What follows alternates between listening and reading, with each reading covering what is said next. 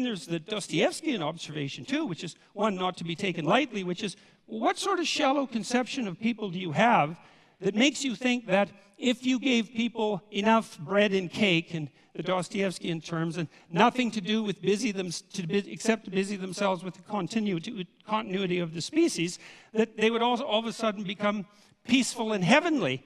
Dostoevsky's idea was that, we were built for trouble. And if we were ever handed everything we needed on a silver platter, the first thing we would do is engage in some form of creative destruction, just so something unexpected could happen, just so we could have the adventure of our lives. And I think there's something to be said for that. I guess to answer the question that Katie asked before, like, what are the central themes of Zizek that I can identify? I think the ones that really stood out for me in this debate were this seems like this idea, like the hyper commercialization of culture, is like really central. Like, he seems to be saying the hyper commercialization of culture is somehow undermines the Protestant work ethic, which sustains capitalism. And it seems like he's making it. It seems like, after listening to the debate and reading about him this week, it seems to me that might be his central argument about why capitalism is doomed, because there's that tension there. Or at least that's one reason why capitalism is doomed, because he talks about that, but he also talks about, I guess more obviously, like the problems with managing global commons, like environmental and social, and there was a third one. But the idea that, like, there are these problems that really can't be solved by the free market, and that you need to have some kind of international non-market based solution to deal with them. And so that's one argument, which is, but then there's one about the Protestant work, like the hyper commercialization of the Protestant work ethic is also interesting. And I think nested in a lot of the stuff he was saying were like criticisms of Peterson that I think could be like, I think almost like there's some of them were so subtle, I don't think they were even addressed. Which we can get into that a little bit more later, maybe. Well, yeah, and so all of these criticisms that Zizek leveled at capitalism, I think Peterson did a good job of addressing. He did say, capitalism is not perfect. It is the best system that we know of, and indeed, it's been working really well, pretty much since it started. We have this kind of exponential increase in global wealth, and this very dramatic decrease in the amount of global poverty and all that. And he mentioned, there is that aspect of capitalism that encourages advertising and marketing and commercialization, commoditization of everything, which kind of tends to cheapen things. But he said, there's a tension between that and the individuals in society who shoulder responsibility, and that tends to counteract the negative effects of capitalism. It's interesting because like the Zizek actually like kind of addressed that, and I feel like his counter argument to that was never addressed, because he basically like brought up Dostoevsky's like Garden of Eternal Paradise, which Peterson initially brought it up. He brings it up all the time, but then Zizek kind of went back to it and was like, because Peterson talks about this idea, like Dostoevsky brought up this idea, I think in Notes from the Underground, where he basically said that the human man is such a creature that if you put him in a garden where he had nothing but cake and leisure and sex and fun activities, within a week, he'd be creating problems, because material abundance and comfort isn't actually what fulfills a human being.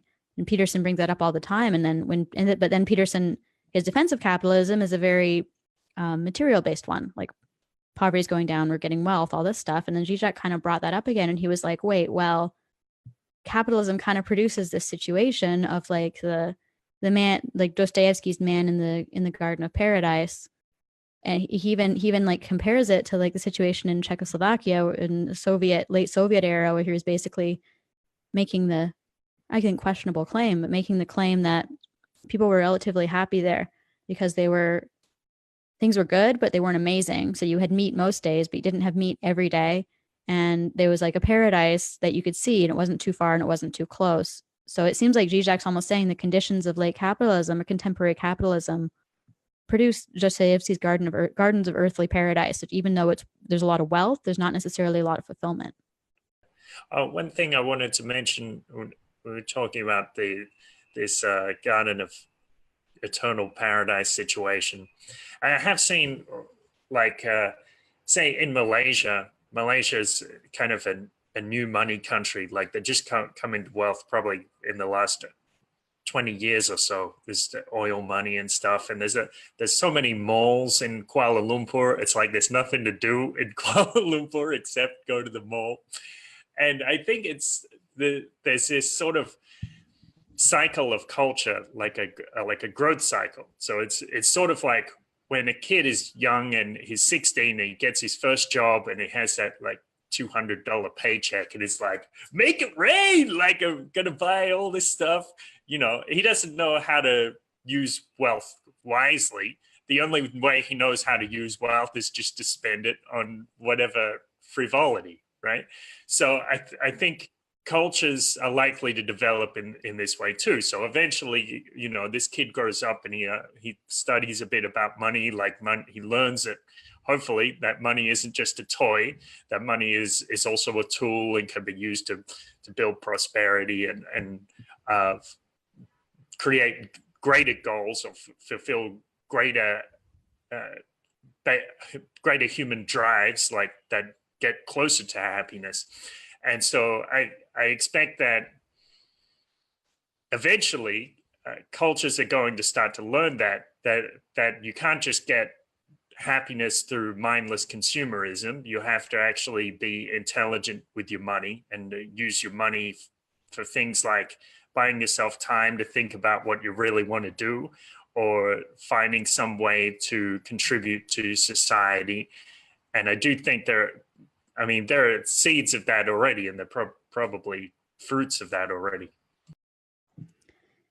Yeah, it's interesting because it seems like that's a lot of like what Peterson talks about, is like how to be responsible in life and like with money and stuff like that, and how to be a responsible person even in this like society that we're in that's consumerist and that has all these problems. And so it seems like there's a response to Zizek in that, which could like break this cycle that Zizek is worried about like consumerism destroying the Protestant work ethic. And so I would have liked to hear them talk more about that. I thought that was really interesting because it seemed to get at some of the central, at least Zizek's central argument, or one of his central arguments, I think.